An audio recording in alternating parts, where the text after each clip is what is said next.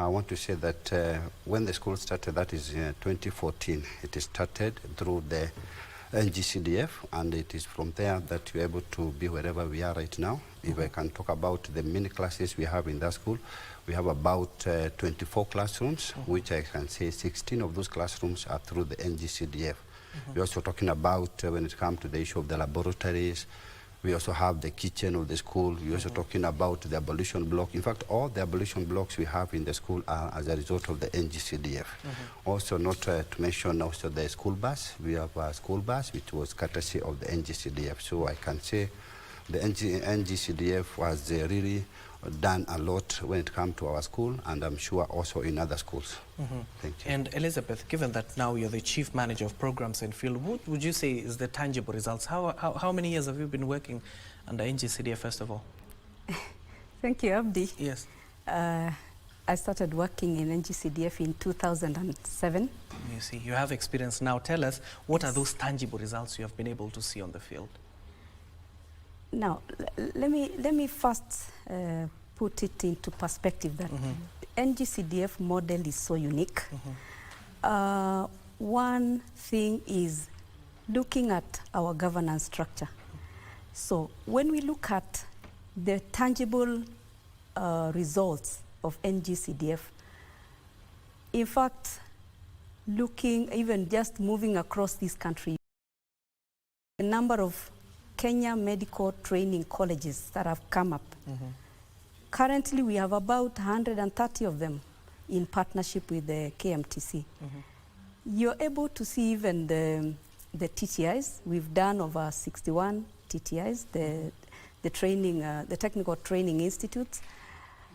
We have transformed, even of course previously when we were doing the road networks before the law was changed.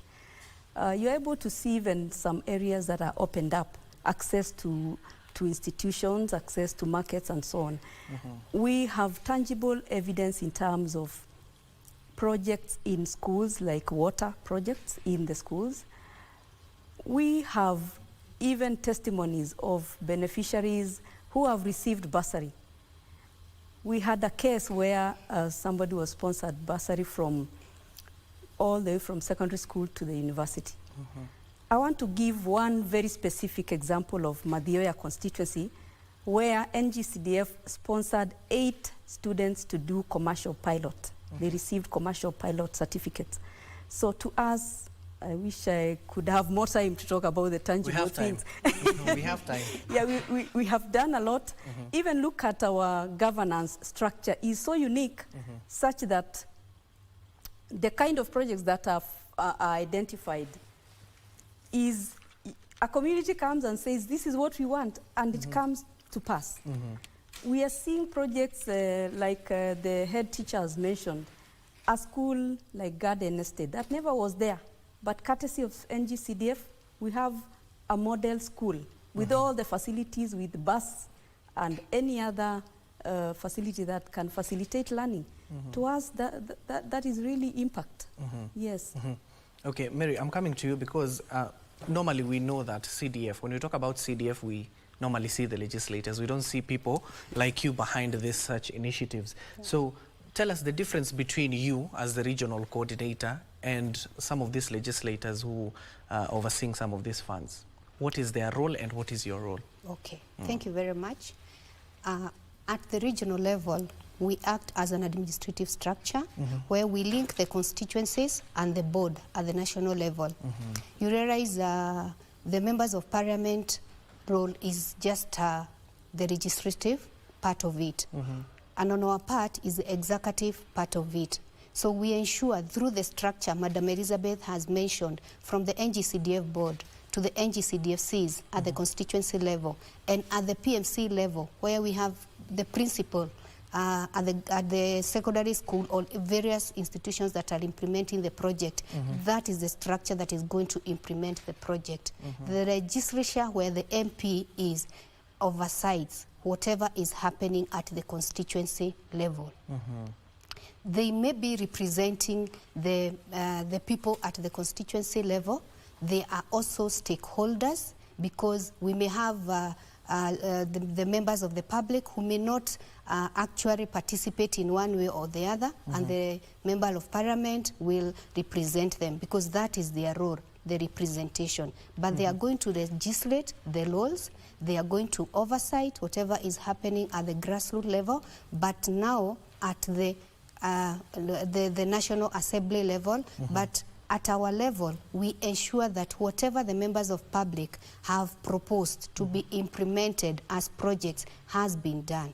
The board at the level is going to approve the projects that have been proposed from the public participation forums. Then the constituencies at the constituency level will receive the funding from the board, and the constituencies will also disburse the funds at the project level, where now the project management committees are going to implement projects with the guidance of the technical departments in the line ministries. Yes. And Mr. Patrick, how do you coordinate well with the regional coordinator here, talking about that linkage? He is the linkage between the constituency and some of your institutions. So how does it work? Well, what happens is this, when you talk about the moment the project identified, then as we have heard, they are approved. After they have been approved, now the projects are taken out to the consumers. Now I can say like a school, where now we have the public, the PMC. That's where now the project management committee, whereby in the school now, that's where we start now the implementation of the project. And for the implementation of the project, it happens through the fund manager, of course, whereby they come in very well. Also, we are talking about for that project to be implemented. Remember, we get advice from the public service, whereby they come in, not public service, sorry, the public works. They give the BQs, they are the ones who give the drawings. So as we do the implementation of the project, the PMC role, whereby when I'm talking about the PMC here, I'm talking about like now in my school, I'm there as the principal. Then we also have the chairman of the BOM. She's also a member of the PMC. Then also we have the PA chair, also happens to be the member of the PMC. Then also we have 2 representatives from the community who happens to be people just within the, who are coming just around the school. So you see with these people that it becomes very easy in the implementation, whereby we are the ones who now do the daily inspection of the project. Is this, when the project is being implemented, is it according to what we required, or rather according to what is supposed to be? And in case of any query coming up, what happens is that we raise the issue as a PMC through the fund manager, and through the fund manager, they are the ones now who are supposed to follow up on the technical issues, and then from there maybe they can coordinate with the NG-CDF now when it comes to the coordination at the, let me see, the county level, the national board. Yeah, but at the school there, the PMC is the one which is in charge in the day-to-day maybe inspection to make sure that whatever is being constructed is according to what we had requested as a school. Yes. And Elizabeth, given that that is the picture that Patrick is painting for us, do you work well with the communities surrounding those areas, not just institutions, but you see CDF goes beyond building schools, building toilets. At the end of the day, it is helping the community that it's supposed to serve. At the end of the day, those are their funds. So do you have that symbiotic relationship with the communities that you impact on? Thank you, Abdiaziz. And let me start by saying that, you know, the community is so key in what I can call the project cycle management. What I mean is that at the identification level, when the project is being conceived, the community is so much involved because the national government, rather the NG-CDF board, guides the constituencies on how to. What requires is that at the commencement of Parliament, the first year, the community must be involved in public participation, and once in every 2 years. So when the board guides that, then public participation happens. Now, in terms of planning, the community is so involved because part of the community forms the NG-CDF committee, which now plans about these projects. Now, that also comes with implementation. Who implements the projects? It is the community again, guided, of course, by the board. Then you think about who monitors, because the community has a role to play in social audit. They have to check if we said we wanted a classroom, they will come to the school and check whether that classroom is being done in accordance with the budget that was set aside. Then when it comes to even the handover, can I tell you, Abdi, during the handover, it's a real ceremony. Yes. The community has to be there and confirm and even receive that project. So what we are saying is that the community and really complies, because it's like public participation, which is a requirement of the Constitution. So that is what we are saying, that even when it comes to talking about the bursaries, they know who is needy. Yeah, thank you. And let me go to Mary. Mary, we're talking about the effectiveness of some of these projects. We just talked about 28,000 classrooms, 22,000 toilets. How are they effective to the community, especially with minimum cost in mind? Okay, thank you very much. I think when we talk of there's so many other facilities that have been put up through NG-CDF, it has reduced the cost on the part of the parents. You realize the parents, sometimes they may be requested to chip in so that the schools are able to set up some of these facilities. But through the NG-CDF, that contribution, the parent is able to save on their part. And therefore, this empowers now the parents into doing other things with the money that they were meant to use through school fees. The bursaries, again, that are also given to the students, they also help the parents. Because again, the parent who was supposed to pay school fees is also given, the burden is reduced, because the CDF will come through the bursaries, and at some point, some students are fully sponsored. And that full scholarship, that full sponsorship through the NG-CDF, again, the parent is only required probably to chip in on personal effects. And the full fees is catered. We have cases of beneficiaries who have been taken through secondary school, higher education, and currently they are working. Yes. Okay, let me go to Patrick. Given that you've just talked on something that is very important, especially on bursaries, given that you consider these bursaries, Patrick, in your institutions, we have seen instances where even the Ministry of Education sometimes don't send the funds on time, especially for students who require them the most. So the issue is, how do you consider these bursaries and to ensure that because at the end of the day, secondary schools require money to operate well. So if the funds do not come in time and you bank on these bursaries that have been given by NG-CDF, so how does it ensure that that gap is closed when it comes to addressing issues of finances that we have witnessed in institutions such as yourself? Okay, thank you. I think I can say when it comes to the issue of the bursaries, our schools have really benefited. As you have said, sometimes the government releasing of the FCA, the free day secondary or whatever, sometimes it is late. But what I can say is that when it comes to the issue of the bursaries, we mainly rely on that money. But what you need to understand is that when it comes to the issue of the bursary, mainly it deals with the lunch programs. Because you know, in secondary schools, we don't have fees as such. There is no charging of fees. So no matter what happens, we sit down with the parents, we agree that we are providing lunch for the students so that they don't go during break time, during the lunch time, they don't break. So what happens is that this money comes in handy. And I want to tell you, if it was not for the bursaries, most of the schools, especially our day schools, normally keeps us going.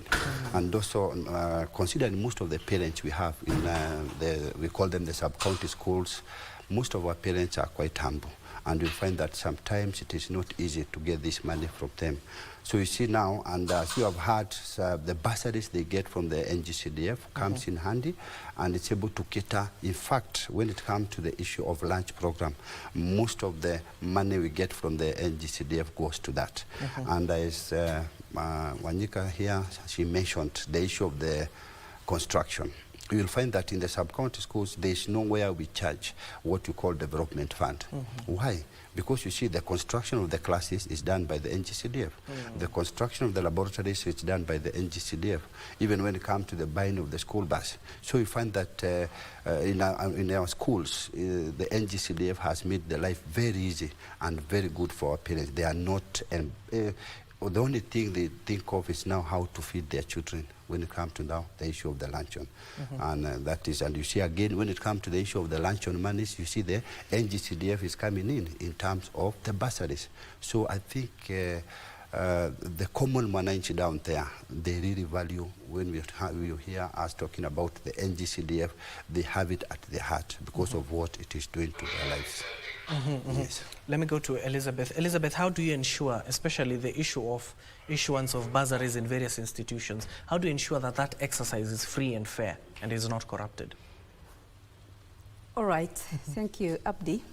Let me start by saying the role, because where we sit at the board is to guide constituencies in management of the fund. Now, the board has done even guidelines to at least make sure that the bursary allocation is very fair. So when you look at the percentage that comes from to the bursary, that's around up to 40%, but of course the new law has opened it up. Yes. We guide constituencies and tell them that in terms of identification, can you make sure that you come up with a robust criteria on how the poorest of the poor will benefit. So what the constituencies embark to do is that if they are orphans, the total orphans, they have their category. We have a category for partial orphans. We have a category for special needs. Because let me tell you, Frank, on the aspect of the people with disability, the special needs, some of them may not have access to information. But through our guidance, we ensure that our fund account managers who really run the office are able to also identify the people with disability to benefit from the bursary. So in terms of accountability, the NG-CDF board ensures that these constituencies through the schools are able to give acknowledgement, because if bursary moves from the constituency committee account to the school, specific school, it's normally a check that is written but with a list of those who are benefiting.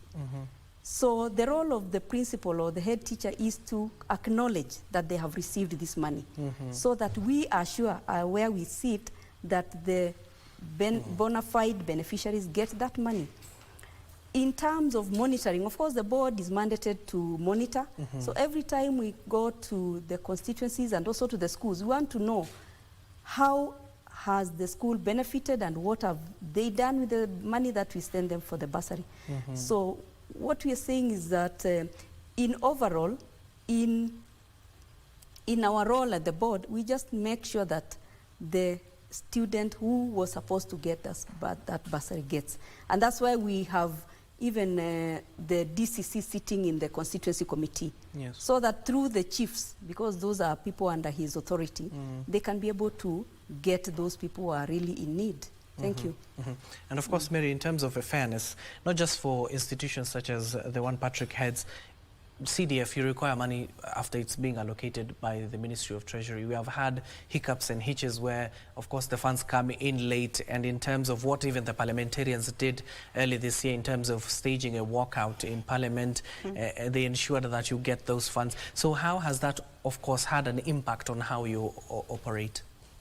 Okay, thank you, Abdi.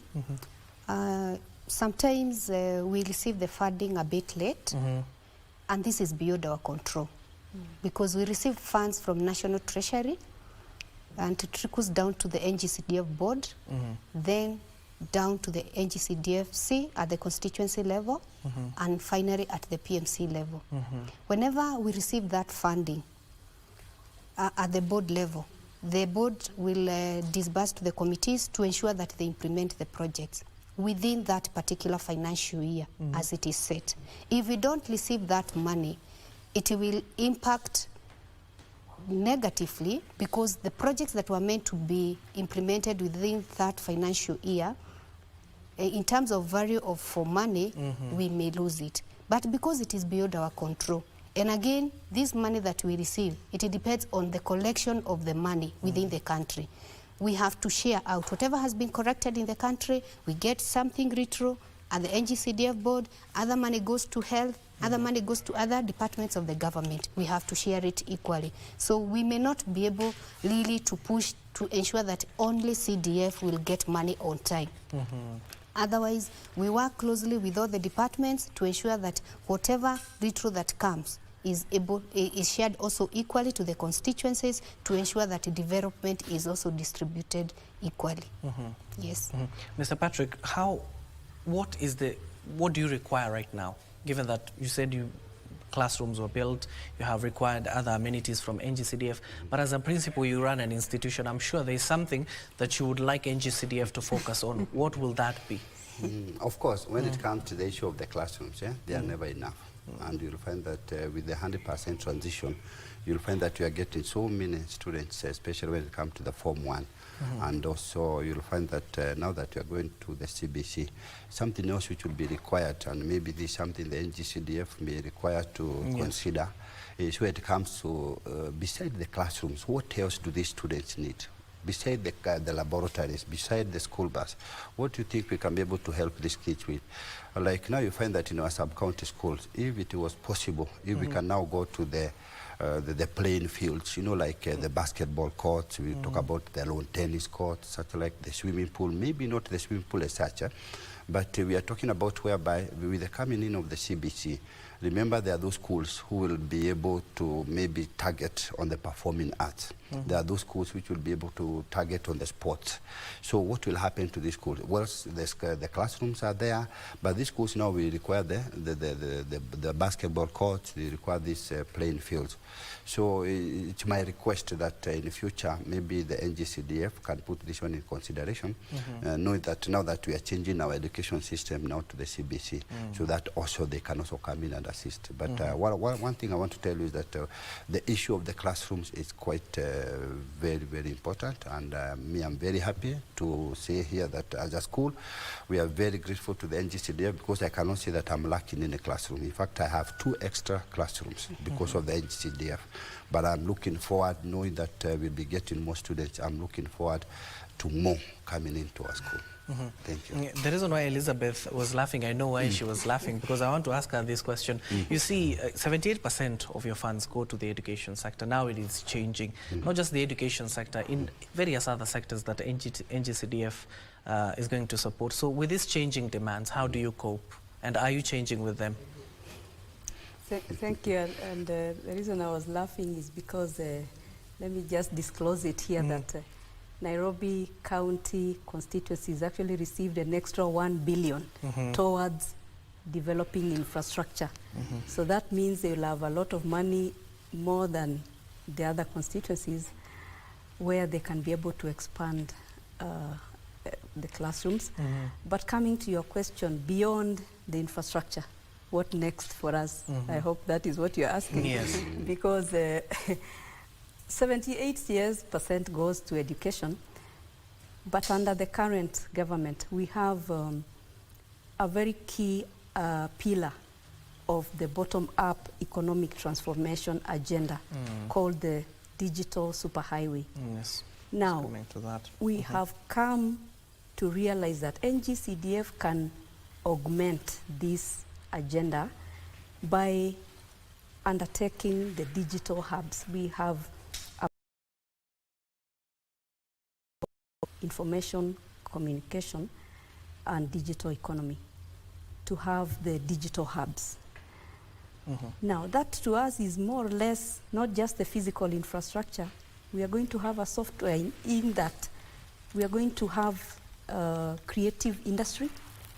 We are going to encourage the youth to get Ajira or the online jobs. That is a software, let me put it, because we are used to the hardware. We are looking at what can we do to sensitize the community also about the climate, because that is also our mandate. It's not just classrooms. 5% is going for climate. What can we think, what can we do outside the normal growing of trees? There's a lot we can do under climate change. What next after the brick and mortar? We have to think about it and try to see how can NG-CDF now reinvent itself to do other programs that are not being done by the government agencies. That's my take on that. Yes. Mary, I'm coming to you because you'll be getting an extra 1 billion that you'll be overseeing. You've just heard from Elizabeth here. Now, you know, Nairobi, we have a problem, especially when it comes to classrooms. It is something the president has spoken about, the governor himself clearly stating that we have an issue. We have so many learners, but the classrooms are few. So in future, what are we going to focus on? Building more classes so that we can at least ensure that we nip this in the bud, because you see KBC now changing the education system. Thank you, Abdi. I think that was a score in Nairobi region. Within the 17 constituencies, each constituency got an extra 58 million to work on the school infrastructure. And classrooms, like the principal has said, is major facility when it comes to learning. And Nairobi, as a region, we have a challenge in terms of land, so expansion in terms of horizontal expansion is a challenge. And so what are we doing to ensure that these classrooms are enough? We have to go upward mobility. And maybe 58 million may look much in Nairobi, but it may not be much, because when you're doing these classrooms, we have to ensure that the ground that has been set for this classroom, for the story building, is stable, to avoid issues of collapsing of the buildings that we have witnessed in some of the private schools, like it happened in one of the constituencies, killing pupils. And we wouldn't want to have such scenarios. And so through the support of the buildings that are being set up in our different schools are stable, and to at least handle 3 other floors. And with 3 other floors, for example, what has been done in Garden Estate, I'm happy that this school came up when I was a fund account manager. We have worked very closely with the principal, Mr. Patlek, and we ensured that the buildings that have been set there, whether by NG-CDF or even through the Ministry of Education capitation, we set up story buildings so that we can utilize the upward mobility. Through that, we will ensure that we have enough classrooms, and even in future, we're looking forward to having more, because the student enrollment, the pupils enrollment is increasing day by day.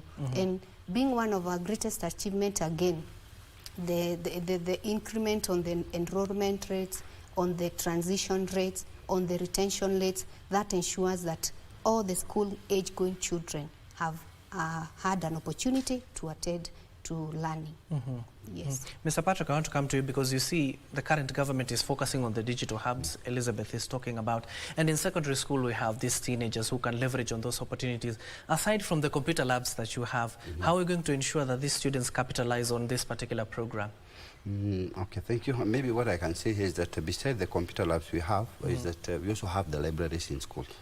What will happen in the libraries, if it can be able to, through the NG-CDF, we avail maybe the computers, we avail maybe that our students, our learners can be able to get the e-learning materials when it comes to the library. I think that is something which can go a long way, benefiting our communities. And I would also want to say that when we talk about the schools, is that the school is not just a school as a private entity. You'll find that our communities who I say maybe surrounding the school, they make use of those schools. It's like, if I can give the example of my school, whereby we have the ICT lab, whereby we have seen learners, maybe even over the holidays, they come to school, they want to get the skills as far as the computer is concerned. Besides that, if we have the library, like we have a library in the school, if we can be able to equip it to the the computers, we can be able to connect it. It will be very beneficial to the community. We can be able to open up and help the surrounding youths. They can be able to come to the school. They can be able to use the library freely. And besides that, that I'm talking about the school being a kind of a community asset. You find, I talked about the issue of the playing fields. You find that like now in Garden State Secondary School, most of the communities there is no other area where they go to do their sports, they do their playing. In fact, you'll find that all the teams, they normally come to Garden State Secondary School. So you see what I'm talking about is a situation whereby we have an avenue whereby if the NG-CDF can be able to set up those hubs in their schools, it will be able to attract even these youths, and they can be able to come and use them. Not just the students we have in the school, but also the students, we're talking about the youths who sometimes maybe they have gone through the Form 4, maybe they're out there, they don't have something to do, and I'm sure we can be able to accommodate them in our schools. Yes. And let me go back to Elizabeth. You were talking earlier about in terms of ensuring that you work closely, especially with the Ministry of ICT that is spearheading this initiative of a digital superhighway. In terms of how do you work with the government, especially that ministry in particular, in setting up some of these Wi-Fi hotspots that we have witnessed being set up in various wards and constituencies? Yes, thank you so much, because it's about partnerships. And what we did, because this digital hub program had started a little bit earlier, around 2016, where we were doing the constituency innovation hubs. So the role of the board, because we are guided by our act, is basically ensure that the infrastructure is in place. But when it comes to the software, the issue of the bandwidth and all those technical terms, it's actually the role of the Ministry of IC and DE, that is the Information Communication and Digital Economy. So what normally happens is that when now we receive proposals from the constituencies requesting for these digital hubs, then we reach out to the Ministry of the Information and Communication, so that we can be able now to work together in terms of operationalizing that facility. So we had challenges, let me just put it that way, and that's why I think with this new, we're giving it a new touch to see if we can have all partners in place on time, so that every partner plays their role. For instance, if NG-CDF board is the one financing, then we expect the Ministry of ICT to come in and give us the connections and all those other things. We expect the DCC to come in there to offer security and so on. So ideally, we will end up now having a facility that is fully operationalized. They will also provide us with the staff, because you can just set up a digital hub, but there is no one to show these youth how to operate. Some of them are coming from the villages. They don't even know how a computer is supposed to be operated. So we have now the ICT managers, who are employees who will be sent to the ground, so that there is that seamless partnership in terms of the operationalization. Yes, we hope this time we'll get it right. Okay. Yes. Why not tap into a resource like Patrick here? Patrick, that's why I want to come to you, because aside from teaching the institution that you had, what about helping out the community in terms of understanding what surrounds a computer? That is true. You'll find that, like, and she has talked about the personnel. You know, like now a school like us, we offer computer studies. So we have teachers there. And besides that, we are talking about students who have taken computer studies all the way up to Form 4. We have even had some students who have left the school. Maybe they're out there in the colleges, and they are ready to come back to school and give something back to the community. So what I was trying to say is that if the NG-CDF can be able to work together with the schools, they can be able to set up those kind of digital hubs in the schools. Then when it comes to the issue of the personnel, I don't think it will be a big issue, especially in the school, because up to now, besides the students who are taking computer studies in the school, no matter what happens, we also have those other learners who are not taking computer studies. What happens to them? So we come up with a timetable whereby we are able to, maybe the teachers concerned, they are able to get they become computer literate. We give that there are those students you know very well who have never been able to see a computer, they have not been able to handle one. So we are able to introduce them. And what happens if we don't employ anybody else? What happens is the teachers we have in the school, they are able to get that. So the only thing we need to do is to timetable. so that also we can have free computer lessons for those students who are not taking computer studies. The same thing can go to the community. I've talked about most of the students, or rather most of the youths. They normally come to our school, maybe when there are games there, and I see most of them idling around. And I always ask myself, why can't we allow these kids? Why can't we just open up our library? Assuming we had the computers in the library, yes. so these kids can come in and go into the, like when it comes to the library, I have a librarian there who happens to be a young man, and I'm sure he has the computer, the skills. Those guys can be allowed to get in there. Besides that, we also work in partnership with the universities. Like my school works very closely with the USIU, whereby if we are to have something like that, the USIU have been saying that they can be able to connect us even to the universities outside the country, where we can be able to have the e-books, we can be able to have all that information. So what I'm saying that if the NG-CDF can come and invest in our schools, then from there they tell us, can you allow the community to come in? I'm sure since the school belongs to the community, we'll be able to allow those youths to come and use our schools. Yes. Mary, we were talking about corporate social responsibility. I'm sure NG-CDF has, especially you do know that parents, even Patrick can attest to here, there are parents who do not have the capacity of paying those fees aside from the bursary. Some of them even opt to work in schools so that they can pay the fees of their kids. So what are you trying to do to help such individuals in the society? Okay, at the constituencies level, we may not have such kind of programs, but at the board level, we have a corporate social responsibility where we are doing best practices, and the board also identifies through the different schools on what type of project they can implement. So that is being implemented at the board level. When you realize that is also actually improving the infrastructure of the schools, beside what the communities and the constituencies are doing at their level. So maybe in future, we may look at it at the constituency level and see what best we can do as a corporate social responsibility. And given that the funding that we get from the government, it is a budget that has been approved, and specifically for a particular project, and that project must be community driven. That is that project that is going to serve a big number of beneficiaries within that community, and therefore you realize that at the board we are doing very well in terms of the CSR projects, but we're looking forward in future if we can manage to do it at the constituency level, well and good, that can be adopted. Yes.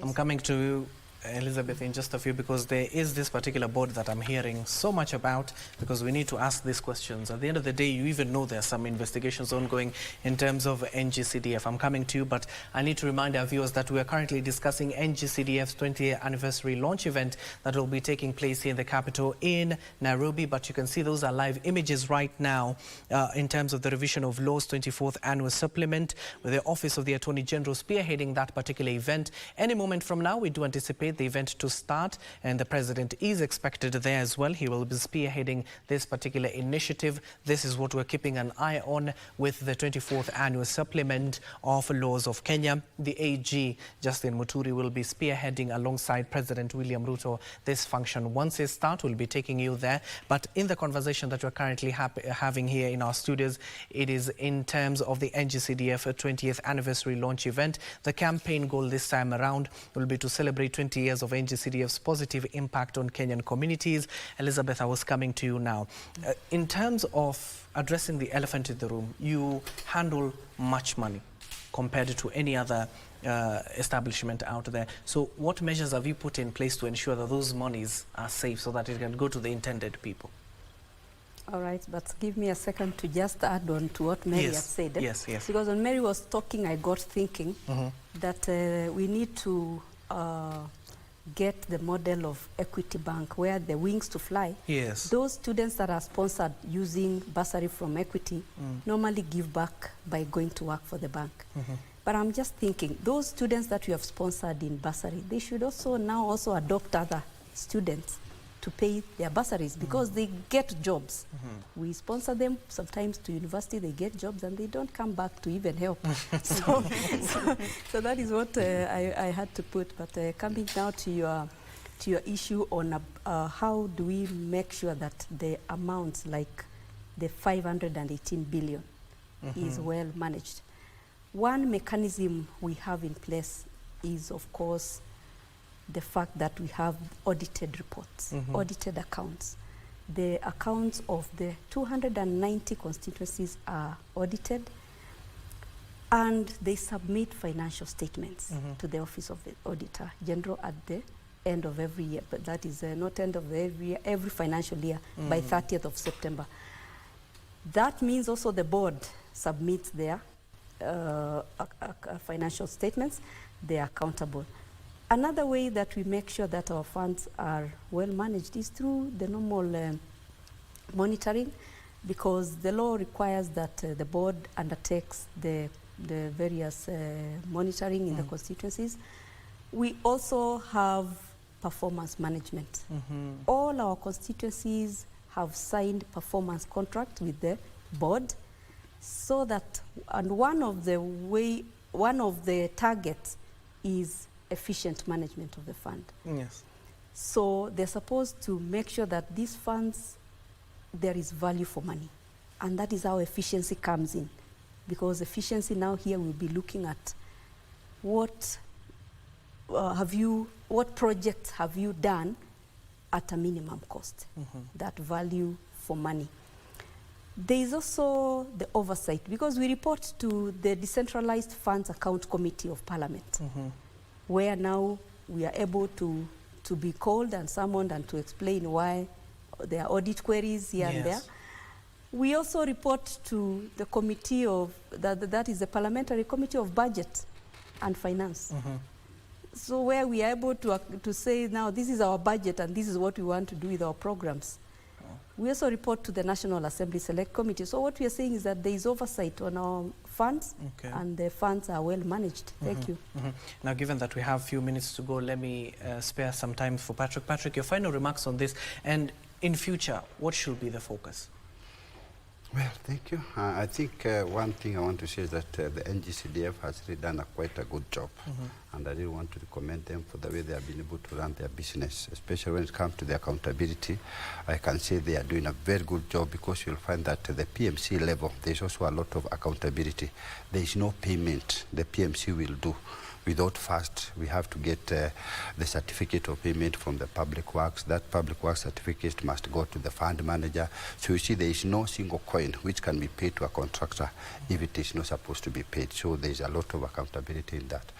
Well, my take for the future is that my wish is that if we can be able to expand the NG-CDF in terms of giving them more funds. And beside the infrastructure, I know they are doing a very good job there. What if we are to increase when it comes to the issue of the bursaries? Because you'll find that, of course, we are really getting a lot of money, but like I would really want to say thank you very much to the Roysambu constituency. The Roysambu constituency, they are really supporting the schools there, because you'll find that the last time we were able to get the bursaries, each child was able to get 7,000 shillings. And this goes a long way. It has paid, like now we say in a school, when we're talking about the lunch on money, that's more than half.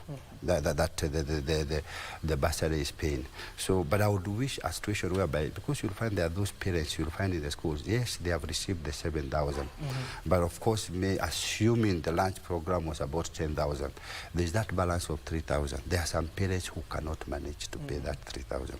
So it's my request, if the NG-CDF, through the bursary committees, if they can be able to go down and get more information, that in case there are those parents who truly cannot be able to pay anything, is it possible? Maybe they get more than the 7,000, more than the 5,000, and I'm sure that way they'll be able to make sure that all the children are in school all the time. Thank Mary, you. as we wind up, what can we expect in your event later this week? I think this will be a big celebration across the country, and we are proud as NG-CDF for the achievements that we have had. We have touched the communities, we have impacted the communities, and we are looking at it in terms of the impact.